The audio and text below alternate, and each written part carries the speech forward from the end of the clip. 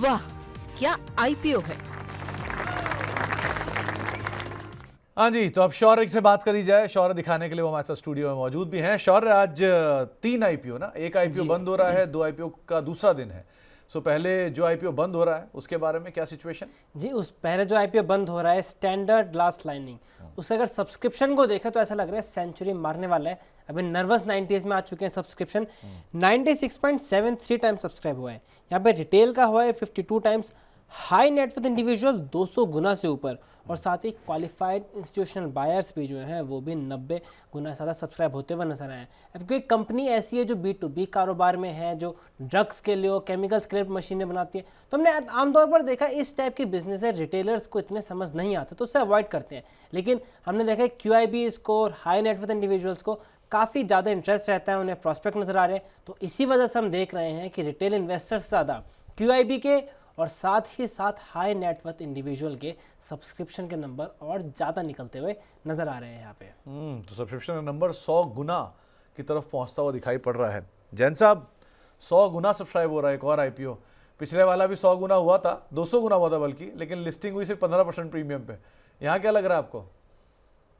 Sir, listing gain अच्छी मिलेगी, बहुत बेहतर लिस्टिंग गेन मिलेगी, आपको अप्लाई करना चाहिए। एक ही रेड फ्लैग है कि 50% OFS है, 50% IPO है, यानी आधा पैसा कंपनी को जाएगा, आधा पैसा OFS में कोई ना कोई प्रमोटर या जो भी माल बेच रहा है तो उनके हिस्से जाएगा। बट बाकी एक रेड फ्लैग छोड़ दें तो बाकी सारी चीजें इसमें अच्छी है। ग्रे मार्केट प्रीमियम भी ठीक ठाक है, तो लिस्टिंग गेन के लिए अप्लाई करना चाहिए। लिस्टिंग गेन के लिए आप जरूर अप्लाई कर सकते हैं। ज़्यादातर सभी ब्रोकर्स जो आप देख भी रहे हैं स्क्रीन पर, सब ने यहाँ पर सब्सक्राइब की राय दी है, खरीदारी करें चलने की राय आपको दी जा रही है। अब दूसरा शौर्य, आज जो बाकी 2 आईपीओ में से एक का सेकंड डे, दोनों का सेकंड डे है, तो क्या डिटेल है वहाँ पे? जी, पहले अगर आईपीओ को देखें क्वाड्रेंट फ्यूचर टेक, तो उसमें भी सब्सक्रिप्शन अच्छे खासे आ चुके हैं। दूसरे दिन अभी 37 टाइम्स सब्सक्राइब होता हुआ नजर आया है। रिटेल ने यहाँ पे सेंचुरी मार दी है। यहाँ पर रिटेल जो है वो 100 टाइम्स ज़्यादा सब्सक्राइब होता हुआ नजर आया है। NII 62 टाइम्स, लेकिन QIB अभी 20% सब्सक्राइब होते हुए नजर आए हैं, क्योंकि QIB का हमने देखा जनरली वो लास्ट में एंट्री लेते हुए नजर आते हैं एग्रेसिवली। यहाँ पर भी ग्रे मार्केट प्रीमियम कहें तो काफ़ी ज़्यादा ज़बरदस्त प्रीमियम चलता हुआ नजर आ रहा है।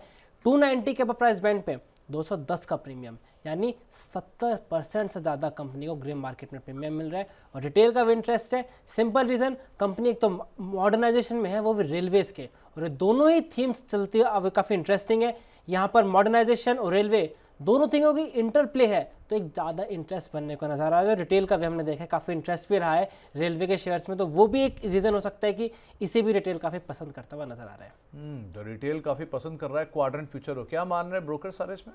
जी, ब्रोकर्स इसमें भी काफ़ी ज़्यादा बुलिश हैं। आपके स्क्रीन पे देखेंगे तो यहाँ भी सबका ये मानना है कि जो वो कवच सिस्टम है रेलवे का, उसको मतलब टेक्नोलॉजी सिस्टम और सिग्नल सिस्टम, उसमें काम करने में इन्हें कारोबार मिल रहे हैं, ऑर्डर मिल रहे हैं, तो उसको ही लेकर ब्रोकर्स काफ़ी बुलिश है। ये ब्रोकर्स के सबसे बड़ा आगे आने वाले टाइम में मेजर ड्राइवर होने वाला है कंपनी के लिए।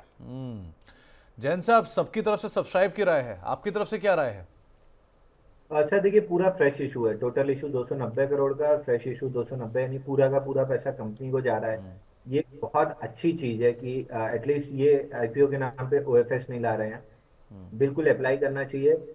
इसको थोड़ा सा लॉन्ग टर्म के लिए भी रख सकते हैं, बट अगेन जो आईपीओ ट्रेड करने का तरीका है वो यही है कि पॉजिटिव लिस्टिंग 3 से 5 दिन में बेचना है, फिर आईपीओ बेस बनने का वेट करना है। तो इसको आप लिस्टिंग पे प्रॉफिट बुक कीजिएगा, और फिर आईपीओ बेस बन के अगर ब्रेकआउट देता है तो बिल्कुल स्टॉक को फिर दोबारा से अपने पोर्टफोलियो में लेके आना चाहिए। तो पूरी तरह से, क्योंकि बहुत समय बाद आमतौर पर ऐसा सुनने को नहीं मिलता है कंपनी पूरा आईपीओ के जरिए रकम जुटाए और रकम का इस्तेमाल कंपनी में पहुंचे, तो यहाँ फ्रेश इशू है। इसलिए जैन साहब भी मान रहे हैं कि आप अगर चाहो तो यहाँ पर अप्लाई कर सकते हो।